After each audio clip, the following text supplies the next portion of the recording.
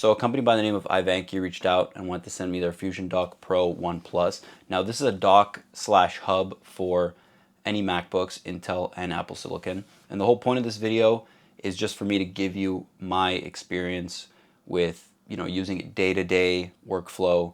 I've never used one of these hubs, so that's the point of this video. And then you can decide if it justifies either the price tag of this one or any other brands that you are currently looking at. So on the back of the dock, we have one DC in port that gives us power, a 2.5 gigabit Ethernet port, two USB-A 3.2 ports, and three HDMI 2.0 ports. Now, in order to use all three of these HDMI ports, I'm gonna get back to you and give you that after we run down the front, but there's an extra step. Now on the front, we have a 20 watt power delivery USB-C port. This is gonna be to charge your iPhone. Then we have a USB-C 10 gigabit per second port, along with another two USB 3.2 ports, and then two SD card slots, one micro and one regular, and then a mic in and out, along with our power button that is right on the far right side. Now on the side, the left side, we have another USB-C port. Now this port is used to connect to your MacBook. This is gonna be your out for everything. This is gonna be your one cable solution to plugging your MacBook in. And on the right side, I don't know if many of you care, but we have a little lock here. All right, so back to these HDMI ports. Out of the box, you can use port number 1. In order to use 2 and 3, you need a piece of software called DisplayLink. Now, these HDMI ports are all capable of 60 Hertz 4K displays. I don't have access to these kind of displays, and I only have one external monitor. It's the one you see behind me.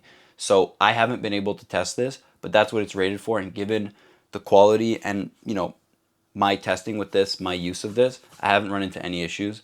So I'm pretty sure it's gonna work, but that's something I couldn't test, unfortunately. So for those of you who care about the speeds of these, I do have tests that I will show you towards the end of the video, but right now we're gonna be talking about my thoughts with using it. So I've been using this thing for 2.5 months. Personally, I love it. The closest thing I've used to this is one of those docks that prop your MacBook up, and then you could just plug a few little things in the back. That was with my older Intel Mac. It had two USB-C ports towards the back, so when it slides in, it clips in, and then you could plug like your power and then one hard drive and one monitor.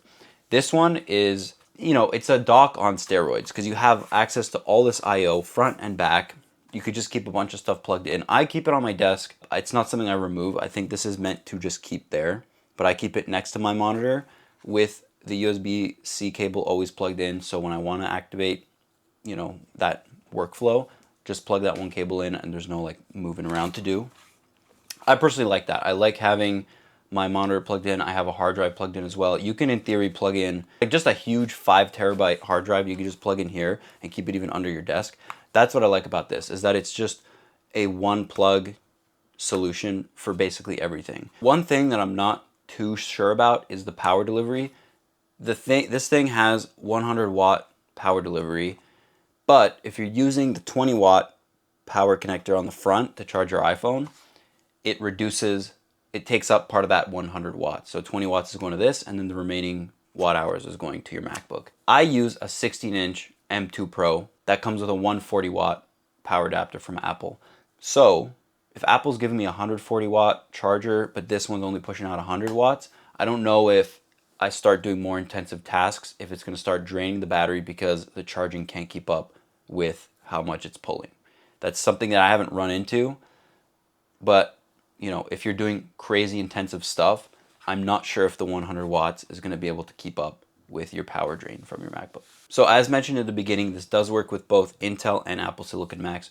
When I got this thing, I started using it with my 2019 Intel Mac. If you've watched my recent video, I did upgrade to an M2 Pro, and it works just as great. There's no issues using the dock on an Intel Mac as opposed to Apple Silicon. They work both flawlessly, and it works great. All right, so who's this product for? I think this is for people, whether you get the iVanky one or if you get another brand, just these hubs. I think it's for people who really like having a desktop environment, or people who are frequently using external monitors or unplugging it. Maybe you go work in the kitchen, living room, or on your bed or whatever.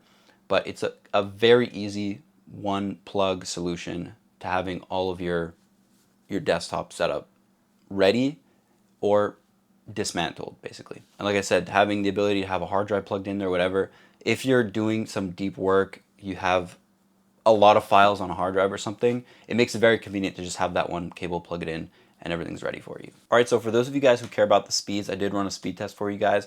I did a 5 GB speed test with a Samsung T5 external SSD, and I tested the dock's USB-C ports along with the dock's USB 3.2 ports. Those tests were basically the same results, which is pretty good.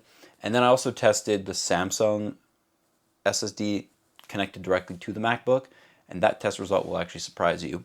But basically, the USB-C port on the dock came in at 341 megabits write and 513 megabits read.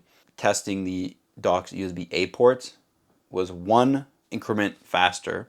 It was 342 megabits write and 514 megabits read. And then here's a surprising test. When I connected the external SSD straight to the MacBook and ran the exact same test, the test results came in at 342 megabits write and 379 megabits read.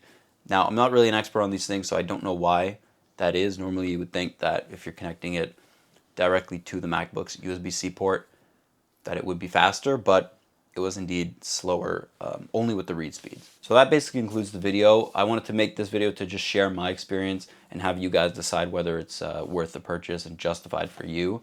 So let me know what you do, what you'd use this for, and if you pick this up, this brand or another brand. And I'll see you in the next video. Peace.